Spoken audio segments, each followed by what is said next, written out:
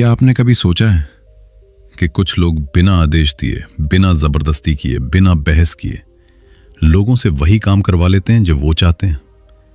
वे लोगों को मजबूर नहीं करते, बल्कि लोग खुद ही वही फैसला लेने लगते हैं जो उस व्यक्ति के लिए फायदेमंद होता है। यह कोई जादू नहीं है, यह है रिवर्स साइकोलॉजी। मानव मन की एक ऐसी कला जिसे इतिहास के कई महान रणनीतिकारों ने समझा और इस्तेमाल किया। राजनीति में, व्यापार में, रिश्तों में और शक्ति के खेल में।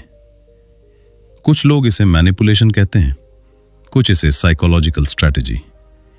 लेकिन सच यह है कि मानव मन को समझे बिना आप कभी भी इन्फ्लुएंस की असली ताकत नहीं समझ सकते। आज आप जानेंगे रिवर्स साइकोलॉजी के 13 माकियावेलियन लॉज, ऐसे सिद्धांत जो बताते हैं कि लोग कैसे सोचते हैं और कैसे कभी कभी उन्हें बिना बताए ही इन्फ्लुएंस किया जा सकता है। लेकिन याद रखिए, यह ज्ञान जितना शक्तिशाली है उतना ही खतरनाक भी हो सकता है। Law 1, illusion of choice. मानव मन को आदेश पसंद नहीं होता। जैसे ही कोई हमें सीधे कहता है यह काम अभी करो, हमारे भीतर एक छोटी सी आवाज उठती है, एक विरोध, एक हल्का सा प्रतिरोध। यह प्रतिरोध हमेशा दिखाई नहीं देता, लेकिन हमारे दिमाग में तुरंत एक भावना पैदा होती है, मुझे क्यों कहा जा रहा है। मानव मन स्वाभाविक रूप से स्वतंत्र रहना चाहता है। हर व्यक्ति यह महसूस करना चाहता है कि उसके फैसले उसके अपने हैं। यही कारण है कि सीधे आदेश अक्सर काम नहीं करते। लेकिन यहीं से शुरू होती है रिवर्स साइकोलॉजी की पहली और सबसे दिलचस्प रणनीति, इल्यूजन ऑफ चॉइस। इसका अर्थ है लोगों को ऐसा महसूस कराना कि निर्णय उनका है, जबकि दिशा आपने पहले ही तय कर दी होती है। मान लीजिए आप किसी से कहते हैं यह काम अभी करो। संभव है कि सामने वाला व्यक्ति टालने लगे, बहाने बनाए या फिर काम को बाद में करने की कोशिश करे। लेकिन अगर आप वही बात थोड़े अलग तरीके से कहें, तुम ये काम अभी करना चाहोगे या 1 घंटे बाद, अब स्थिति बदल जाती है। सामने वाले व्यक्ति को लगता है कि उसे विकल्प दिया गया है। वो सोचता है कि निर्णय उसके हाथ में है। लेकिन सच्चाई यह है कि दोनों विकल्प उसी दिशा में जा रहे हैं जो आप चाहते हैं। यही है इल्यूजन ऑफ चॉइस। अब इसे एक सरल उदाहरण से समझते हैं। मान लीजिए एक पेरेंट अपने बच्चे से कहता है, जाओ पढ़ाई करो। बच्चा शायद तुरंत मना कर देगा या कहेगा थोड़ी देर बाद। लेकिन अगर वही पेरेंट कहे, तुम पहले मैथ पढ़ना चाहोगे या साइंस, अब बच्चा पढ़ाई से बच नहीं सकता, क्योंकि विकल्प पढ़ाई के भीतर ही है। उसका दिमाग अब पढ़ाई से बचने के बजाय यह तय करने में व्यस्त है कि कौन सा सब्जेक्ट पहले पढ़े। यही इस रणनीति की असली शक्ति है। साइकोलॉजी के अनुसार मानव मन को ऑटोनॉमी की जरूरत होती है। हम सब चाहते हैं कि हमें कंट्रोल का एहसास हो। जब हमें विकल्प दिए जाते हैं तो हमारा दिमाग शांत रहता है। हमें लगता है कि हमने निर्णय खुद लिया है, और यही छोटा सा इल्यूजन व्यवहार को बदल सकता है। क्योंकि कई बार लोगों को नियंत्रित करने का सबसे आसान तरीका उन्हें यह महसूस कराना होता है कि वे खुद नियंत्रण में हैं। Law 2, forbidden fruit effect. मानव मन की एक दिलचस्प आदत है, जिस चीज को आसानी से मिल जाए उसकी कीमत अक्सर कम लगती है। लेकिन जैसे ही किसी चीज पर रोक लगाई जाती है, वो अचानक बेहद आकर्षक बन जाती है। इतिहास की एक प्रसिद्ध कहानी इस मनोविज्ञान को बहुत गहराई से समझाती है। एडम और ईव की कहानी। कहा जाता है कि उन्हें स्वर्ग में हर चीज का आनंद लेने की अनुमति थी, फल, पेड़, प्रकृति, सब कुछ। लेकिन एक पेड़ था जिसका फल खाने से मना किया गया था। बस एक ही प्रतिबंध, और वही फल सबसे ज्यादा आकर्षक बन गया। यही मानव मन की प्रकृति है। साइकोलॉजी में इसे कहा जाता है फॉरबिडन फ्रूट इफेक्ट। जब किसी चीज पर प्रतिबंध लगाया जाता है तो उसका आकर्षण कई गुना बढ़ जाता है, क्योंकि प्रतिबंध केवल नियम नहीं बनाता, वो जिज्ञासा भी पैदा करता है। अब इसे वास्तविक जीवन में देखिए। मार्केटिंग की दुनिया इस सिद्धांत को बहुत अच्छी तरह समझती है। कई ब्रांड्स अपने प्रोडक्ट्स के साथ ऐसे शब्द इस्तेमाल करते हैं जैसे limited edition, only for members, exclusive access, only 100 pieces available. ये शब्द सिर्फ जानकारी नहीं देते, ये हमारे दिमाग में एक संकेत पैदा करते हैं कि ये चीज सभी के लिए उपलब्ध नहीं है। और अचानक वो साधारण चीज भी खास लगने लगती है। स्कैर्सिटी यानी कमी आकर्षण को बढ़ा देती है। लेकिन ऐसा क्यों होता है? इसका कारण हमारे दिमाग की एक गहरी साइकोलॉजिकल रिएक्शन है। जब हमें लगता है कि किसी चीज पर रोक लगाई गई है या वो हमसे दूर की जा रही है, तो हमारा मन उसे एक चुनौती की तरह देखने लगता है। साइकोलॉजी में इसे साइकोलॉजिकल रिएक्टेंस कहा जाता है। ये एक मानसिक प्रतिक्रिया है जो तब पैदा होती है जब हमें लगता है कि हमारी स्वतंत्रता सीमित की जा रही है। हमारा दिमाग कहता है, अगर मुझे ये नहीं करने दिया जा रहा तो शायद इसमें कुछ खास है, और यही सोच इच्छा को और मजबूत बना देती है। यही कारण है कि कभी कभी सबसे शक्तिशाली आकर्षण किसी चीज की उपलब्धता से नहीं, बल्कि उसकी मनाही से पैदा होता है। क्योंकि मानव मन को सबसे ज्यादा वही चीज खींचती है जिसे पाने से उसे रोका गया हो। Law 3, strategic surrender. जीत हमेशा ताकत दिखाने से नहीं मिलती। कभी कभी सबसे शक्तिशाली रणनीति होती है एक कदम पीछे हटना। पहली नजर में यह हार जैसा लगता है, लेकिन कई बार यही कदम असली जीत की शुरुआत बन जाता है। इसे कहा जाता है स्ट्रैटेजिक सरेंडर, यानी जानबूझकर कुछ देर के लिए हार मान लेना। यह कमजोरी नहीं है, ये एक मनोवैज्ञानिक रणनीति है जिसे कई अनुभवी नेगोशिएटर्स और लीडर्स इस्तेमाल करते हैं। क्योंकि मानव व्यवहार का एक दिलचस्प नियम है, जितना ज्यादा विरोध होगा उतना ही ज्यादा प्रतिरोध पैदा होगा। लेकिन जैसे ही विरोध कम हो जाता है, लोगों की सोच बदलने लगती है। अब एक साधारण उदाहरण से इसे समझते हैं। मान लीजिए दो लोग किसी मुद्दे पर बहस कर रहे हैं। अगर आप तुरंत सामने वाले की बात को गलत साबित करने लगते हैं तो बहस तेज होती जाती है, आवाज ऊंची होने लगती है, भावनाएं शामिल हो जाती हैं और धीरे धीरे बहस तर्क से हटकर अहंकार की लड़ाई बन जाती है। अब दोनों का लक्ष्य सच ढूंढना नहीं होता, बल्कि जीतना होता है। लेकिन कल्पना कीजिए कि उसी बहस में आप अचानक कहते हैं, शायद तुम सही हो। यह वाक्य बहस की दिशा बदल देता है। सामने वाला व्यक्ति जिसने खुद को बचाने के लिए मानसिक दीवार खड़ी की थी, अचानक शांत हो जाता है। उसे अब लड़ने की जरूरत महसूस नहीं होती और कई बार वो खुद अपनी बातों पर दोबारा सोचने लगता है। कभी कभी वो कहता है, नहीं, मेरा मतलब वो नहीं था। यानी वही व्यक्ति जो कुछ सेकंड पहले अपनी बात पर अड़ा हुआ था, अब उसे खुद संशोधित करने लगता है। यही स्ट्रैटेजिक सरेंडर की ताकत है। यह रणनीति हमें यह समझाती है कि हर बहस जीतना जरूरी नहीं होता। कई बार बहस से बाहर निकलना ही सबसे बुद्धिमानी भरा कदम होता है। साइकोलॉजी के अनुसार जब व्यक्ति को सीधा विरोध मिलता है तो उसका दिमाग तुरंत डिफेंसिव मोड में चला जाता है। वो सुनना बंद कर देता है, वो केवल अपनी बात को बचाने की कोशिश करता है। लेकिन जब विरोध कम हो जाता है तो उसका दिमाग शांत हो जाता है और उसी क्षण वो नए विचारों के लिए खुला हो सकता है।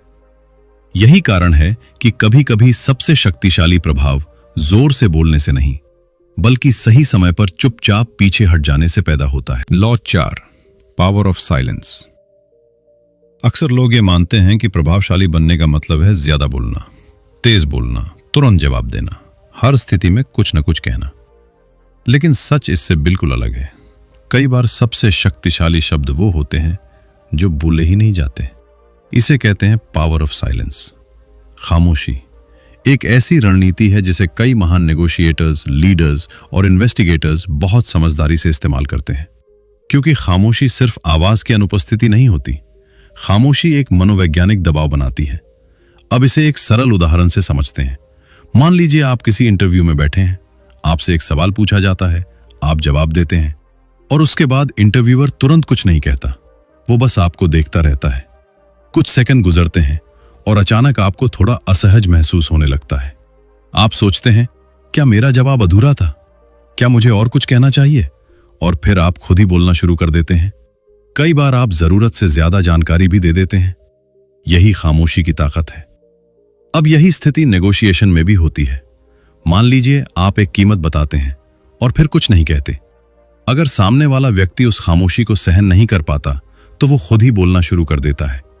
कभी कभी वो खुद ही बेहतर ऑफर दे देता है। साइकोलॉजी के अनुसार मानव दिमाग खाली जगह को पसंद नहीं करता। जब बातचीत में अचानक खामोशी आती है तो दिमाग उसे एक अधूरी स्थिति मानता है और वह उस खाली जगह को भरने की कोशिश करता है। इसीलिए कई लोग खामोशी को खत्म करने के लिए खुद बोलने लगते हैं, लेकिन जो लोग खामोशी को समझते हैं वे जानते हैं कि हर बातचीत में हर सवाल का जवाब तुरंत देना जरूरी नहीं होता। कभी कभी कुछ सेकंड की खामोशी लंबे भाषण से ज्यादा प्रभावशाली होती है, क्योंकि सही समय पर की गई खामोशी सिर्फ शब्दों से नहीं बल्कि दूसरे व्यक्ति के मन से सच्ची प्रतिक्रिया निकालती है।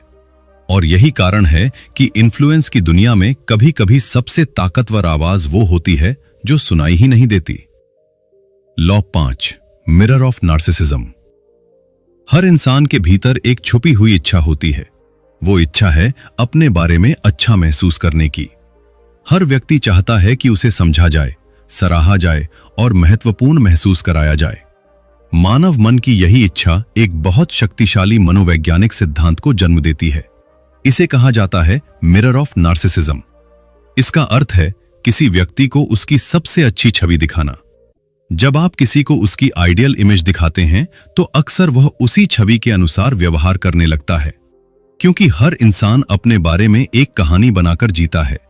कोई खुद को मेहनती मानता है, कोई खुद को ईमानदार समझता है, कोई खुद को जिम्मेदार व्यक्ति मानता है।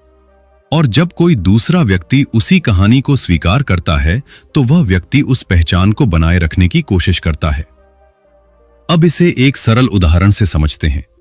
मान लीजिए आप किसी व्यक्ति से कहते हैं, आप बहुत रिस्पॉन्सिबल इंसान हैं। यह एक साधारण तारीफ लग सकती है, लेकिन इसके पीछे एक गहरा साइकोलॉजिकल इफेक्ट छिपा होता है। जैसे ही वह व्यक्ति यह सुनता है, उसके मन में एक इमेज बनती है, एक जिम्मेदार व्यक्ति की इमेज। अब वह अवचेतन रूप से उस इमेज के अनुसार व्यवहार करने की कोशिश करता है।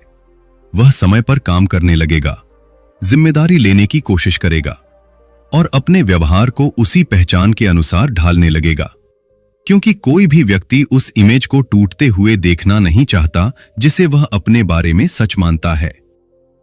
साइकोलॉजी के अनुसार इसे सेल्फ इमेज थ्योरी से समझा जा सकता है। हमारा व्यवहार हमारी पहचान से प्रभावित होता है। हम वही बनने की कोशिश करते हैं जो हम अपने बारे में मानते हैं। इसीलिए अगर किसी व्यक्ति को उसकी सबसे अच्छी पहचान दिखाई जाए तो वह उस पहचान को बनाए रखने के लिए प्रयास करता है। लेकिन यहां एक महत्वपूर्ण बात समझनी जरूरी है। यह रणनीति तभी काम करती है जब शब्द सच्चे और स्वाभाविक लगें, क्योंकि झूठी प्रशंसा अक्सर पहचान ली जाती है। लेकिन जब किसी व्यक्ति को उसकी सबसे अच्छी छवि दिखाई जाती है तो कई बार वह उसी छवि में ढलने लगता है। और यही मिरर ऑफ नार्सिसिज्म की असली शक्ति है, क्योंकि कभी कभी लोगों को बदलने का सबसे आसान तरीका उन्हें यह दिखाना होता है कि वे पहले से ही बेहतर इंसान हैं। Law 6, ego challenge technique. मानव मन में एक ऐसी शक्ति छुपी होती है जो कई बार तर्क से भी ज्यादा प्रभावशाली होती है। वो शक्ति है अहंकार, ईगो, यानी अपने आप को साबित करने की इच्छा। हर व्यक्ति अपने भीतर एक पहचान लेकर चलता है। वो खुद को सक्षम मानता है, मजबूत मानता है और कई बार दूसरों से बेहतर भी समझता है। इसी वजह से जब किसी के ईगो को चुनौती दी जाती है तो वो अचानक सक्रिय हो जाता है। और यही सिद्धांत कहलाता है ईगो चैलेंज टेक्निक। इस रणनीति का आधार बहुत सरल है। अगर आप किसी व्यक्ति से कहें, शायद यह काम तुम्हारे बस का नहीं है, तो अक्सर दो प्रतिक्रियाएं हो सकती हैं। कुछ लोग पीछे हट सकते हैं, लेकिन बहुत से लोग इसे एक चुनौती की तरह लेते हैं। उनके भीतर तुरंत एक आवाज उठती है, मैं क्यों नहीं कर सकता? और उसी क्षण उनका ईगो सक्रिय हो जाता है। अब उनका लक्ष्य सिर्फ काम करना नहीं होता, बल्कि खुद को साबित करना होता है। यही कारण है कि कई बार एक छोटा सा डाउट किसी व्यक्ति के अंदर बहुत बड़ी मोटिवेशन पैदा कर देता है। अब इसे एक वास्तविक उदाहरण से समझते हैं। स्पोर्ट्स की दुनिया में कई कोचेज इस तकनीक का उपयोग करते हैं।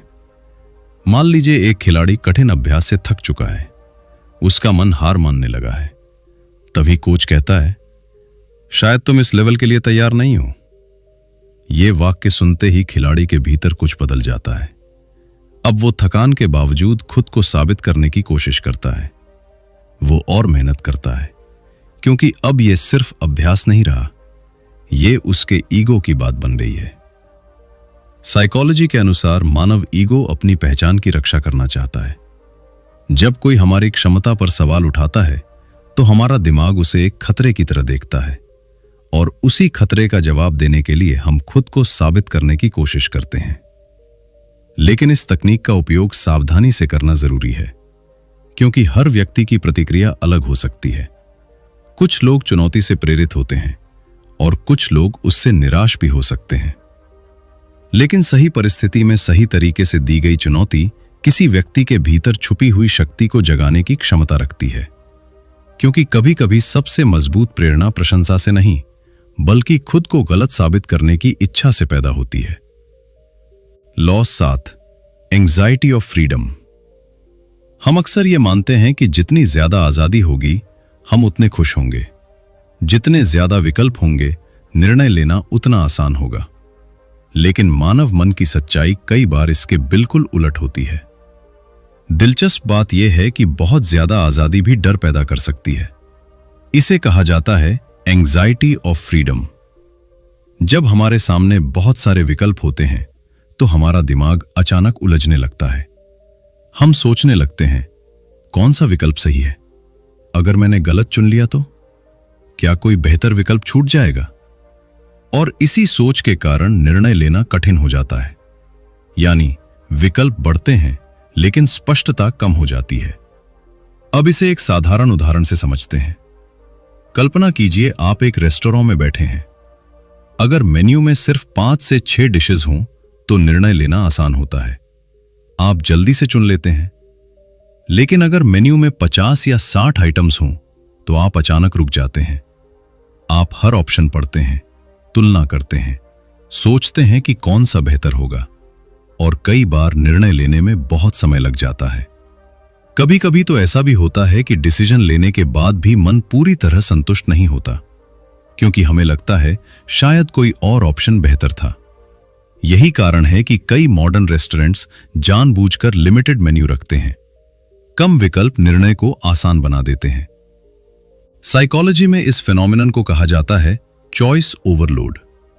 जब हमारे सामने बहुत ज्यादा विकल्प होते हैं तो हमारा दिमाग उन्हें प्रोसेस करने में थक जाता है, और यह मानसिक थकान डिसीजन एंग्जाइटी पैदा करती है।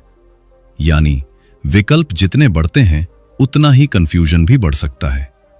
इसीलिए कई बार सबसे प्रभावशाली स्ट्रैटेजी सभी विकल्प दिखाना नहीं होती, बल्कि उन्हें सीमित करना होती है, क्योंकि मानव मन अनंत संभावनाओं के बीच नहीं, बल्कि स्पष्ट दिशा के साथ ज्यादा सहज महसूस करता है। और यही कारण है कि कभी-कभी सबसे बड़ी आजादी कम विकल्पों के भीतर ही मिलती है, क्योंकि जब रास्ते कम होते हैं तो मन ज्यादा स्पष्टता के साथ आगे बढ़ सकता है। Law 8, false weakness strategy. शक्ति हमेशा ताकत दिखाने से नहीं आती। कभी कभी सबसे बड़ी रणनीति होती है कमजोर दिखाई देना।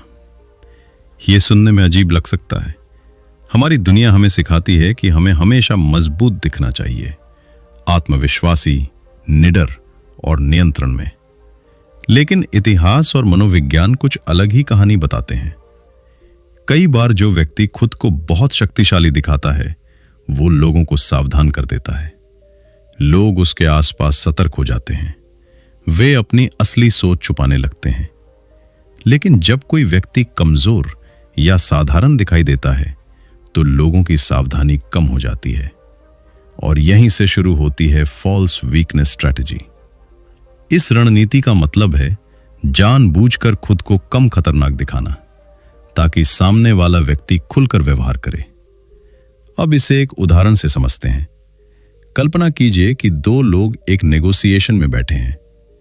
अगर एक व्यक्ति बहुत आत्मविश्वास और आक्रामक तरीके से बात करता है तो दूसरा व्यक्ति तुरंत सतर्क हो जाएगा।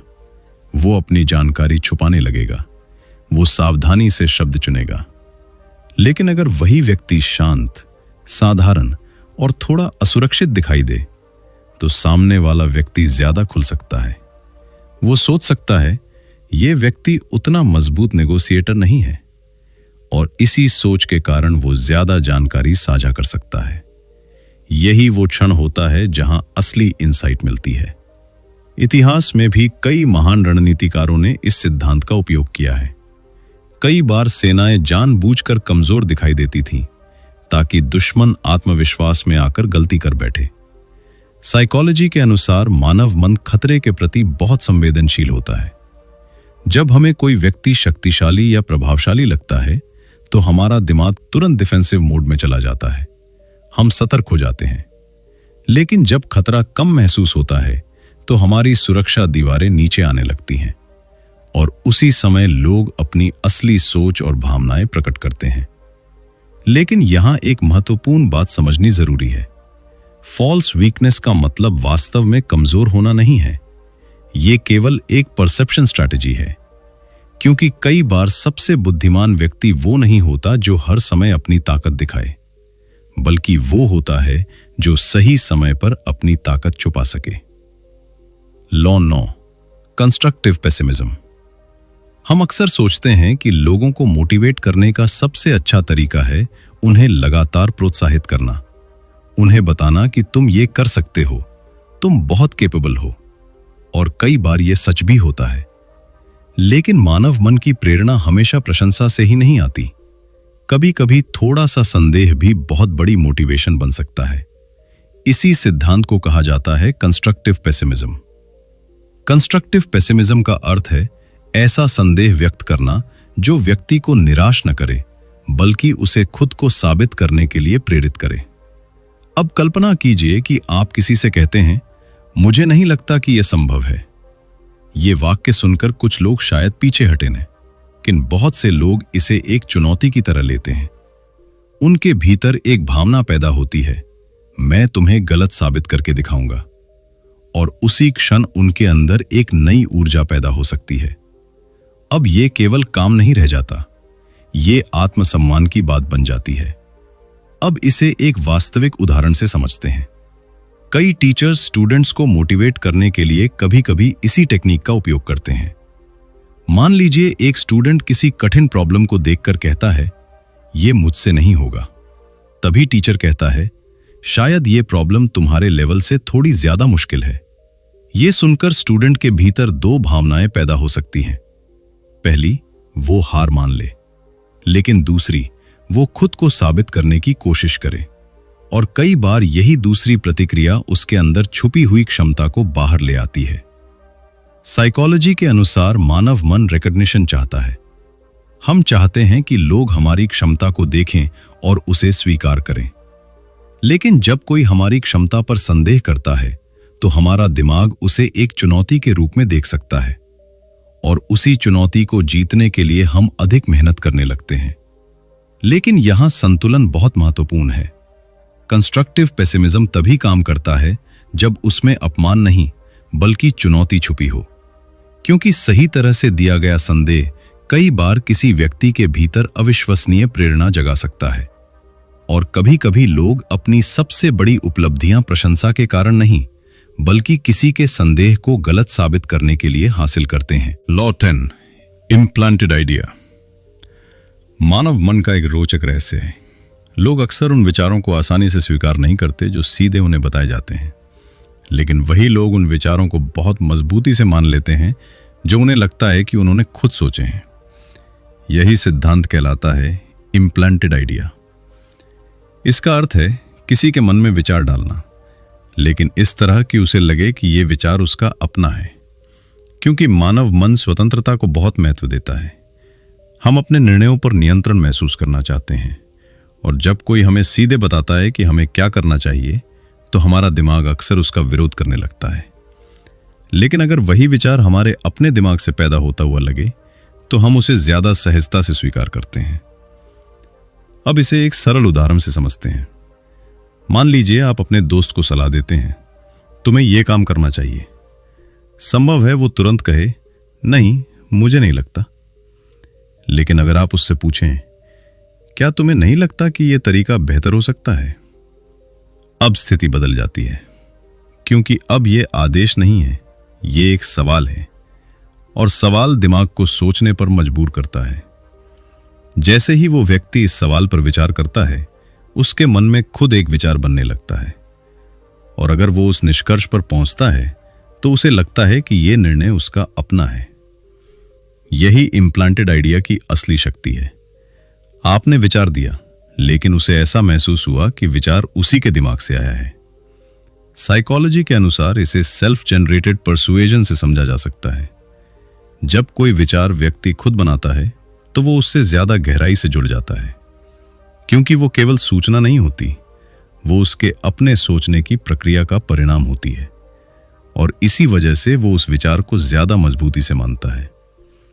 यही कारण है कि कई महान लीडर्स और कम्युनिकेटर्स सीधे जवाब देने के बजाय सवाल पूछते हैं, क्योंकि कई बार लोगों को बदलने का सबसे प्रभावी तरीका उन्हें बताना नहीं होता, बल्कि उन्हें सोचने के लिए सही सवाल देना होता है। और जब विचार किसी के अपने मन से पैदा होता है तो वो सबसे मजबूत विचार बन जाता है। Law 11, contrast principal. मानव मन चीजों को अकेले नहीं समझता। हम अक्सर किसी चीज की असली कीमत तभी समझते हैं जब उसे किसी दूसरी चीज से तुलना करने का मौका मिलता है। यानी हमारा दिमाग अक्सर तुलना के आधार पर निर्णय लेता है। इसी मनोवैज्ञानिक सिद्धांत को कहा जाता है कॉन्ट्रास्ट प्रिंसिपल। कॉन्ट्रास्ट प्रिंसिपल का मतलब है किसी चीज को इस तरह प्रस्तुत करना कि उसके पहले या बाद में आने वाली चीज अलग तरीके से महसूस हो, यानी परसेप्शन बदल जाता है। अब इसे एक साधारण उदाहरण से समझते हैं। मान लीजिए आप एक दुकान में जाते हैं। सबसे पहले आपको एक बहुत महंगा प्रोडक्ट दिखाया जाता है। उसकी कीमत है 50,000 रुपए। आप उसे देखते हैं और तुरंत सोचते हैं यह बहुत महंगा है। फिर दुकानदार आपको दूसरा प्रोडक्ट दिखाता है जिसकी कीमत है 20,000 रुपए। अब 20,000 रुपए अचानक ज्यादा रीजनेबल लगने लगते हैं। हालांकि अगर आपने वही प्रोडक्ट सीधे पहले देखा होता तो शायद वो भी महंगा लगता, लेकिन क्योंकि आपने पहले एक ज्यादा महंगी चीज देखी, आपका परसेप्शन बदल गया। यही कॉन्ट्रास्ट प्रिंसिपल की ताकत है। अब इसे नेगोशिएशन में देखिए।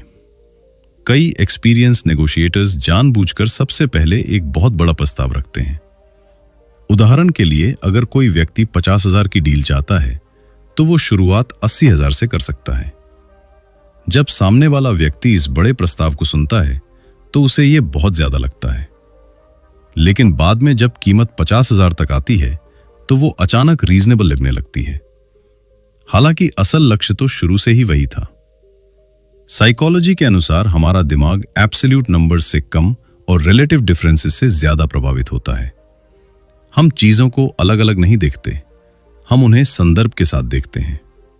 यानी जो चीज पहले देखी गई वो बाद वाली चीज के परसेप्शन को बदल सकती है। इसीलिए कई बिजनेसेस प्राइसिंग, मार्केटिंग और नेगोशिएशन में कॉन्ट्रास्ट प्रिंसिपल का उपयोग करते हैं, क्योंकि सही तुलना किसी भी निर्णय को पूरी तरह बदल सकती है। और यही कारण है कि मानव मन में किसी चीज की असली कीमत अक्सर उसकी वास्तविक कीमत से नहीं, बल्कि उसके पहले देखी गई चीज से तय होती है। Law 12, controlled incompetence. हमारी दुनिया में कुशलता और क्षमता को बहुत महत्व दिया जाता है। हमें सिखाया जाता है कि हर काम में बेहतर बनो, हर जिम्मेदारी संभालो और अपनी योग्यता साबित करो। लेकिन व्यवहार की वास्तविक दुनिया में कभी-कभी एक दिलचस्प मनोवैज्ञानिक रणनीति काम करती है। इसे कहा जाता है कंट्रोल्ड इनकॉम्पिटेंस। इसका अर्थ है जानबूझकर हर चीज में एक्सपर्ट न दिखना, यानी कुछ स्थितियों में अपने आप को थोड़ा कम सक्षम दिखाना।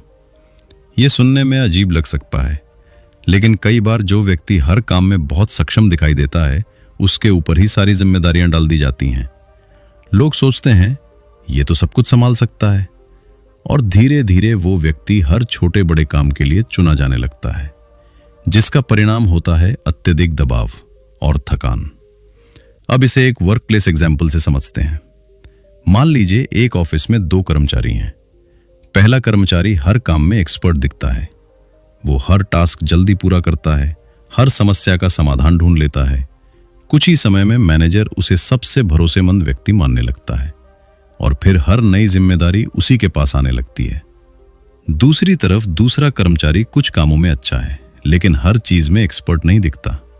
कभी कभी वो कह देता है मुझे ये काम ठीक से नहीं आता, या इसमें शायद कोई और बेहतर कर सकता है। अब धीरे धीरे लोग उसके पास केवल वही काम भेजते हैं जिसमें वो वास्तव में सक्षम है। साइकोलॉजी के अनुसार लोग जिम्मेदारियां परसीव्ड एबिलिटी के आधार पर बांटते हैं। यानी हम दूसरों को वही काम देते हैं जिसमें हमें लगता है कि वे सबसे ज्यादा सक्षम हैं। इसीलिए अगर कोई व्यक्ति हर चीज में एक्सपर्ट दिखता है तो लोग मान लेते हैं कि वो सब कुछ संभाल सकता है। कंट्रोल्ड इनकॉम्पिटेंस का मतलब वास्तव में अयोग्य होना नहीं है। ये केवल अपनी ऊर्जा और जिम्मेदारियों को संतुलित करने की रणनीति हो सकती है। क्योंकि बुद्धिमानी केवल सब कुछ करने में नहीं होती। कई बार बुद्धिमानी इस बात में होती है कि कौन सा काम वास्तव में आपके करने लायक है और कौन सा काम दूसरों को करने देना बेहतर है। Law 13, strategic withdrawal. मानव मन में एक गहरा नियम काम करता है। जो चीज हमेशा उपलब्ध होती है उसकी कीमत धीरे धीरे कम होने लगती है, लेकिन जो चीज दुर्लभ हो, जो हर समय मौजूद न हो, उसकी अहमियत अचानक बढ़ जाती है। इसी सिद्धांत को कहा जाता है स्ट्रैटेजिक विड्रॉल, यानी सही समय पर थोड़ा पीछे हट जाना। ये दूरी बनाना नहीं है, ये एक मनोवैज्ञानिक रणनीति है। क्योंकि जब आप हर समय उपलब्ध रहते हैं तो लोग आपकी मौजूदगी को सामान्य मान लेते हैं। आपकी उपस्थिति एक आदत बन जाती है और अक्सर लोग उस चीज की कद्र कम करने लगते हैं जो हमेशा उनके पास होती है। लेकिन जैसे ही आप थोड़ा पीछे हटते हैं, जैसे ही आपकी उपलब्धता कम हो जाती है, लोग अचानक आपकी कमी महसूस करने लगते हैं और आपकी प्रेजेंस की वैल्यू बढ़ जाती है। अब इसे एक सरल उदाहरण से समझते हैं। बिजनेस और मार्केटिंग की दुनिया इस सिद्धांत को बहुत अच्छी तरह समझती है। कई फेमस ब्रांड्स अपने प्रोडक्ट्स को हमेशा मार्केट में उपलब्ध नहीं रखते। वे लिमिटेड रिलीज स्ट्रैटेजी का इस्तेमाल करते हैं, यानी प्रोडक्ट केवल सीमित समय के लिए उपलब्ध होता है या फिर बहुत कम क्वांटिटी में लॉन्च किया जाता है। जैसे ही लोग सुनते हैं ओनली लिमिटेड पीसेज अवेलेबल या available for a short time only, तो अचानक उस प्रोडक्ट की डिमांड बढ़ जाती है। लोग जल्दी खरीदने की कोशिश करते हैं क्योंकि उन्हें डर होता है कि कहीं मौका हाथ से निकल न जाए। यही स्कैर्सिटी की ताकत है। साइकोलॉजी के अनुसार मानव दिमाग स्कैर्सिटी को इंपॉर्टेंस से जोड़ता है। जब कोई चीज दुर्लभ होती है तो हमारा दिमाग मान लेता है कि वो अधिक मूल्यवान है। इसे स्कैर्सिटी प्रिंसिपल भी कहा जाता है और यही नियम रिश्तों, व्यवसाय और इन्फ्लुएंस की दुनिया में भी काम करता है। अगर आप हमेशा उपलब्ध रहते हैं तो लोग मान लेते हैं कि आप हमेशा रहेंगे। लेकिन जब आप सही समय पर थोड़ा पीछे हटते हैं तो आपकी मौजूदगी फिर से मूल्यवान बन जाती है।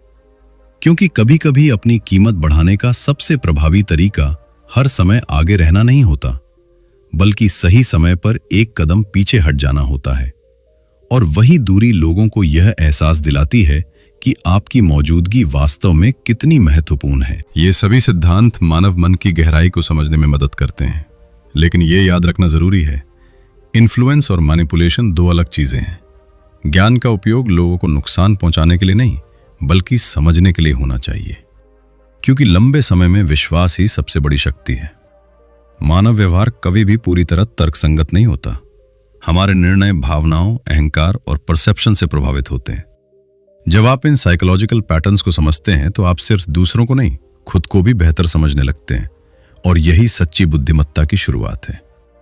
अगर आपको मानव साइकोलॉजी, पावर डायनामिक्स और इन्फ्लुएंस की गहरी बातें जानना पसंद है तो इस चैनल को अभी सब्सक्राइब करें, क्योंकि यहां हम ऐसे ही विषयों को गहराई से एक्सप्लोर करते हैं।